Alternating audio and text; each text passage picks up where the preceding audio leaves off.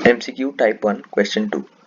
हमारे पास 2 बैटरीज हैं, एक की EMF एप्सिलॉन 1 है और दूसरे की एप्सिलॉन 2 है, और epsilon 2 is greater than epsilon 1, और उनकी इंटरनल रेजिस्टेंसेस हैं R1 और R2 रिस्पेक्टिवली, और वो दोनों पैरेलल में कनेक्टेड हैं as shown in the figure. तो मतलब पॉइंट्स A और B के बीच में ये दोनों सेल्स कनेक्टेड हैं पैरेलल में। तो अब हमें बताना है कि इनमें से कौन सा ऑप्शन करेक्ट है। Option A, the equivalent EMF epsilon equivalent of the two cells is between epsilon 1 and epsilon 2। Epsilon equivalent का मतलब है कि अगर हम A और B पॉइंट्स के बीच में ये दोनों सेल्स हटा के अगर एक ही सेल से रिप्लेस कर दें जो कि इनके इक्विवेलेंट EMF का होगा, तो वो होगा एप्सिलॉन इक्विवेलेंट। तो ऑप्शन ए कह रहा है कि वो एप्सिलॉन इक्विवेलेंट एप्सिलॉन 1 और एप्सिलॉन 2 के बीच का होगा। Option B, the equivalent EMF epsilon equivalent epsilon 1 से छोटा है।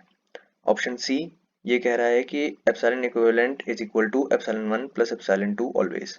और ऑप्शन डी ये कह रहा है कि epsilon equivalent is independent of internal resistances R1 और R2। तो इसका सॉल्यूशन है ए।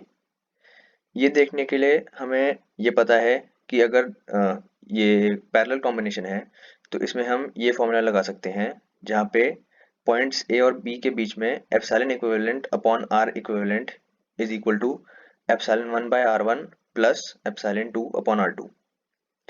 तो अब अगर हम एप्सिलॉन इक्विवेलेंट की वैल्यू निकालें, उसके लिए हमें आर इक्विवेलेंट की वैल्यू चाहिए होगी।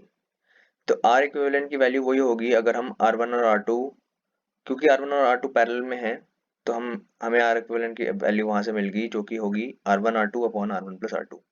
तो अगर हम आर इक्विवेलेंट की वैल्यू यहाँ पुट करते हैं तो हमें एप्सिलॉन इक्विवेलेंट की वैल्यू मिल जाएगी, और वो है epsilon equivalent is equal to epsilon 1 into R2 plus epsilon 2 into R1 upon R1 plus R2। तो अब हमें चेक करना है कि ये वैल्यू एप्सिलॉन 2 से बड़ी है या एप्सिलॉन 2 से छोटी है। तो अगर आप एक बारी के लिए माने कि यहाँ एप्सिलॉन 1 नहीं है और एप्सिलॉन 2 ही होता, तो न्यूमरेटर में से एप्सिलॉन 2 कॉमन आ जाता और फिर R1 plus R2 upon R1 plus R2 cancel हो जाता, तो एप्सिलॉन 2 ही बचता।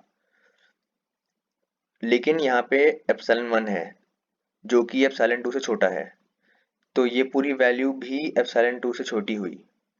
इसलिए आंसर है ऑप्शन ए, एप्सिलॉन इक्विवेलेंट की वैल्यू एप्सिलॉन 1 और एप्सिलॉन 2 के बीच में है।